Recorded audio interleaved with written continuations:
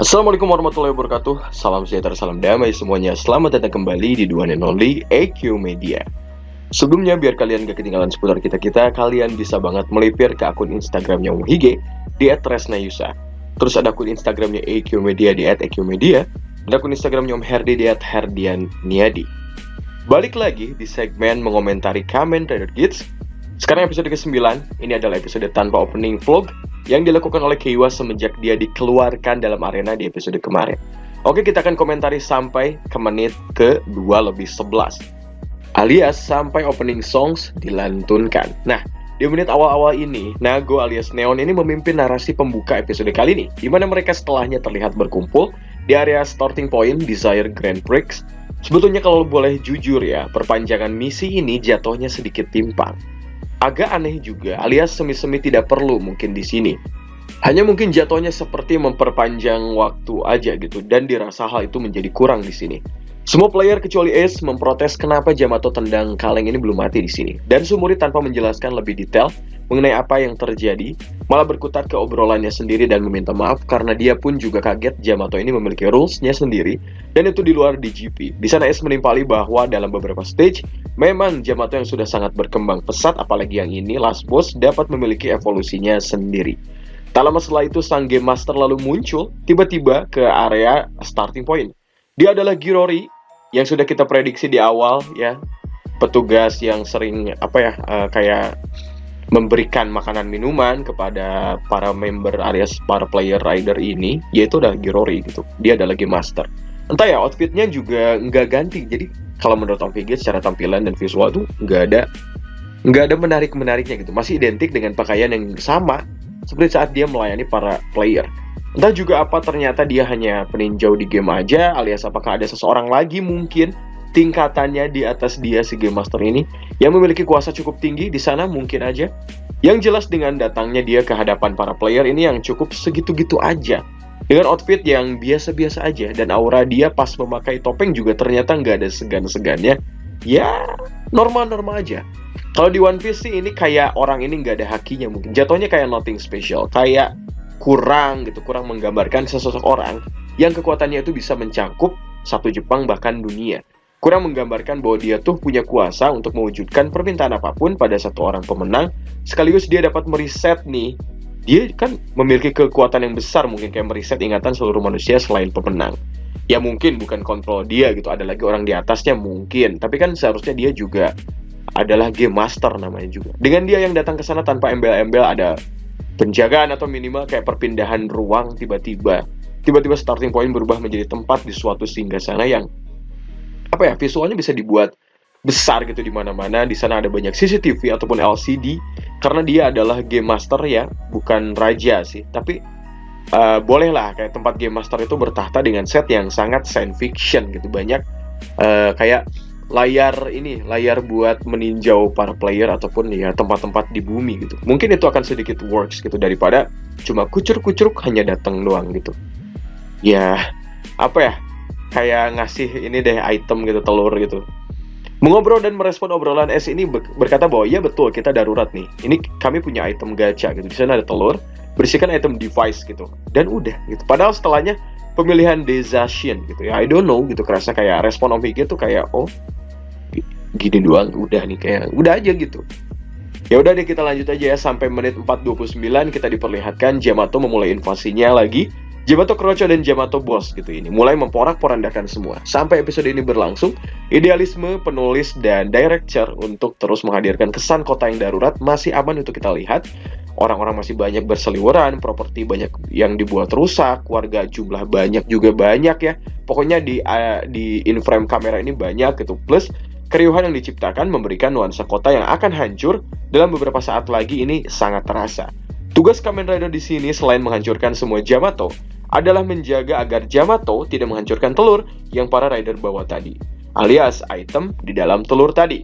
Biarlah mereka menetas sendiri.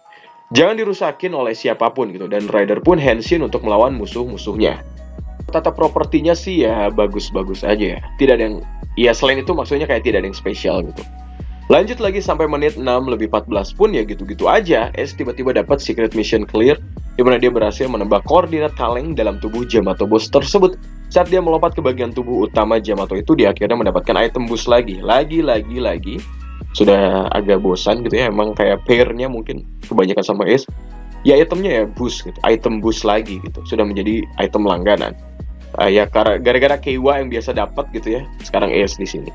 Kita komentari lagi sampai menit 9:24 di kala istirahat yang mereka saja bingung. Selepas dapat item tersebut, kok tiba-tiba Yamato itu menghilang. Menghilang dan datang begitu aja percis kayak orang yang kamu suka. Ya. Alias mereka dalam istirahat di sana membicarakan bagaimana telur ini akan menetas, dar gitu. Enggak dar kok om, itu kan meledak gitu.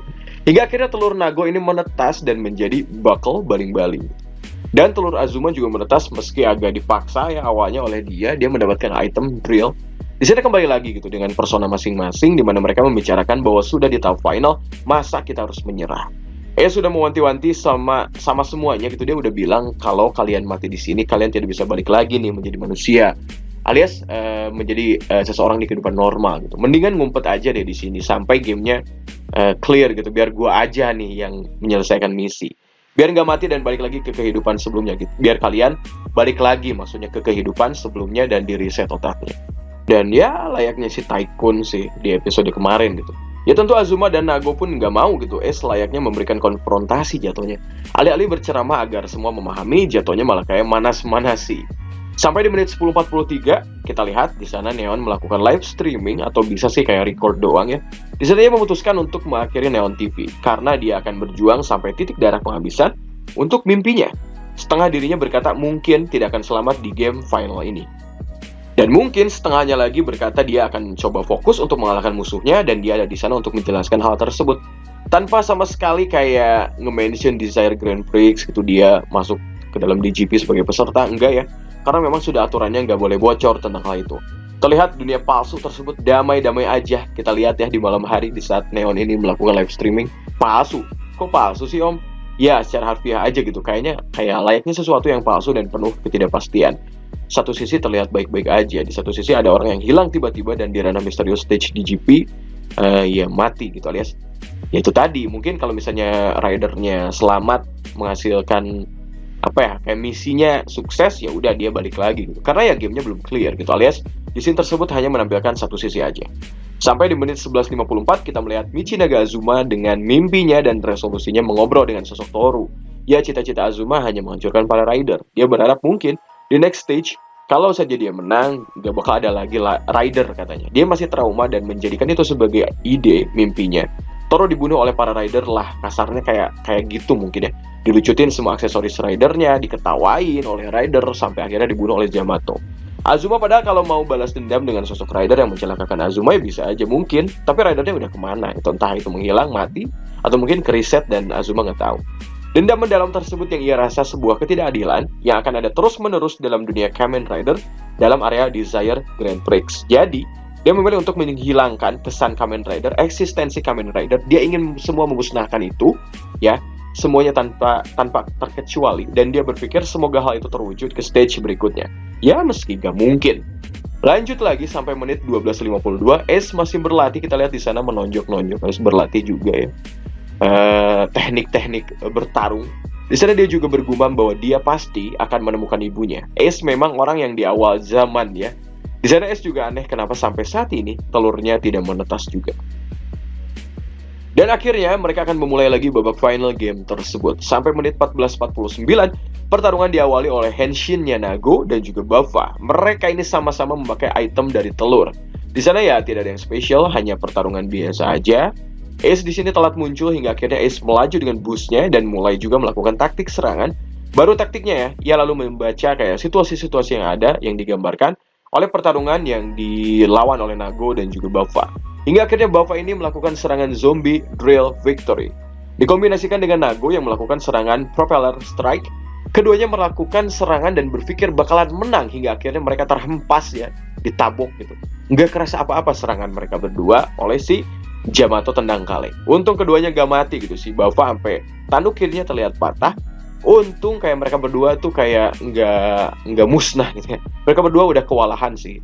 Emang sekali tabok doang gitu, udah kayak Luffy diserang sama Kaido di awal-awal ya, sebelum Luffy dapat Gear 5. Ya, Sangan Nika. Lanjut lagi untuk Ace, di sana gercep berubah menjadi Gits dan menghalau Yamato Krocho. Di sana Buffa tidak terima, Ace malah ingin membantu dia dan Ace ini jadi spotlight gitu. Dengan susah payah dia berkata bahwa zombie malah kekuatannya datang pas sekarat. Semacam betul aja ini si Azuma itu. So iya ya. Meski nantinya hal itu yang mengilhami Ace untuk bergerak selangkah lebih maju lagi dari hari ini alias saat itu. Dengan ngos-ngosan dan sedikit parah karena damage serangan, Buffa melakukan revolt di mana zombie ada di bagian upper.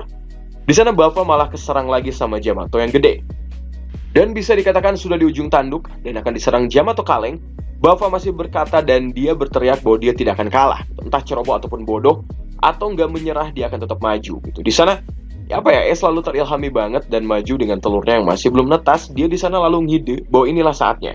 Memang telur ini nggak akan netas kalau tidak diberikan pressure yang besar dengan nama kepahlawanan dan melakukan hal yang besar juga. Ace selalu memakai telur tersebut sebagai shield dalam menangkis senjatanya Yamato kaleng.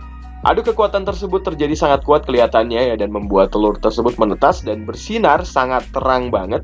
Di dalamnya hadir monster Buckle. Dan Ace pun lalu berubah menjadi monster form dengan kekuatan yang hanya berada di angka 8,8 ton aja untuk pukulan dan 18,5 ton untuk tendangannya. Tapi udah kelihatannya kayak dahsyat ya untuk serangannya.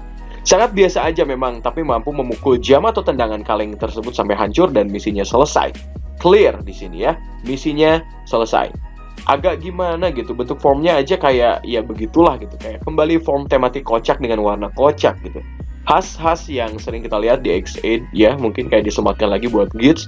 Ya mau gimana lagi gitu, kalau masalah form yang punya kuasa adalah Bandai dan tim props gitu. Writer ini nggak punya kendali penuh gitu, apalagi sutradara. Ada yang unik saat Ace memenangkan game ini, si Pang Jack lalu muncul di belakangnya, kita lihat, dan di sini dia mengungkapkan identitasnya. Dia unhenshin gitu.